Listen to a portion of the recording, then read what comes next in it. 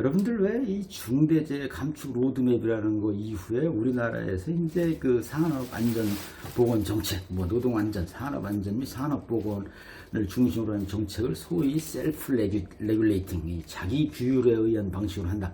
그러면서 구체적으로 이제 그 위험성 평가를 중심으로 해서 이 기업이 알아서 사업장에서 알아서 이제 안전관리를 하게 한다는 게 요체로 되어 있거든요. 그래서 이제 지금은 이제 위험성 평가에 대해서 이제 처벌 규정이 없는데 앞으로는 이제 불성실하게 하거나 이 위험성 평가를 하지 않으면 이제 처벌하는 걸 도입하겠다 이제 이런 얘기들을 하고 있습니다. 그런데 이거는 굉장히 주의해야 될 것이 이 위험성 평가라는 것이 제대로 되려면 이 비즈니스 커뮤니티, 이 기업 공동체의 이 인티그레이션, 이 성실성이 담보가 돼야 됩니다. 노사 협조 관행이 있어야 되고, 무슨 얘기인가 하면 이제 현재 우리나라에서는 이 제가 이 지방의 노동행정 일선기관장한테 직접 들은 얘기인데, 이 어느 제철 공장을 가보니까 안전관리라는 게 따로 있고 위험성 평가라는 게 따로 있고 이렇게 생각이 되고 있다는 거예요. 그래서 이게 말하자면 페이퍼가 흐르고 있더라 이런 말씀입니다. 그래서 이제 안전관리자들이 맨날 종이만 보고 있고 실제 안전관리를 못하고 있다. 이게 굴지의 우리나라 제철 공장의 현실이라고 이 노동행정기관장이 걱정하는 걸 직접 들었습니다.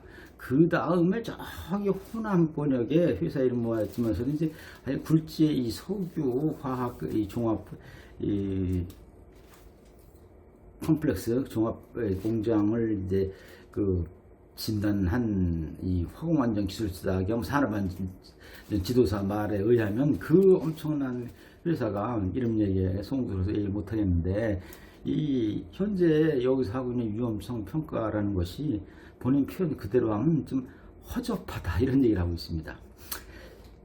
지금 이런 말씀을 왜 드리는가 하면은 이 굴지의 이 철강 관련 회사 그리고 굴지의 이 석유화학 회사가의 위험성 평가가 이럴진데 기타 여러 이 중규모, 소규모, 영세기업 이런데 위험성 평가는 말 그대로 불문가지 물어보지 않아도 뻔한 것입니다. 특히 이제 외부 기관이 많이 의뢰해서 하잖아요.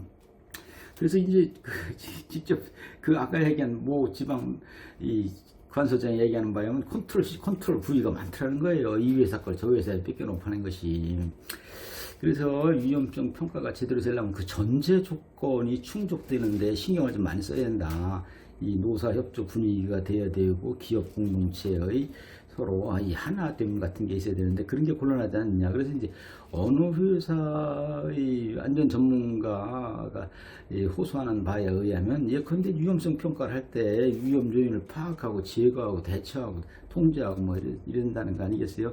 그래서 이제 그 근로자 참여를 이제 보장한다는 것인데 그때 그 근로자는 그 위험에 대해서 가장 잘하는 그 작업장에서 일하는 근로자를 얘기하는 것인데 예컨대 저기 전남 목포의 사업장이 있고 서울의 본사가 있는데 그 회사에서는 이 본사에 있는 이 노조 대표라는 사람이 거기 현장을 위험성 평가할 때 자기가 근로자 대표로 가봐야 된다는 얘기를 한다는 거예요. 이 얼마나 무슨 얘기인지 다들 아시겠죠.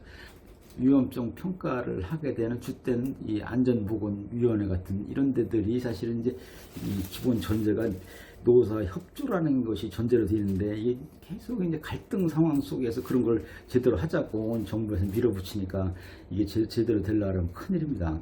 그래서 이 어느 유튜브 시청자는 이런 말 하는 거예요. 이 중대재해 감축 로드맵이 참 좋긴 좋은데 거기에 미사역으로만 잘 돼 있고 새로운 게 없다. 또는 그런 것만 잘하는 다음에 이 공무원 안전보건 책임지는 안전감독관들은 땡하고 그만인 거 아니냐 이렇게 얘기하고 있습니다.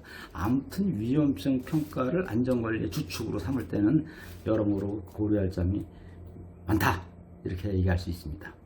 참 걱정입니다.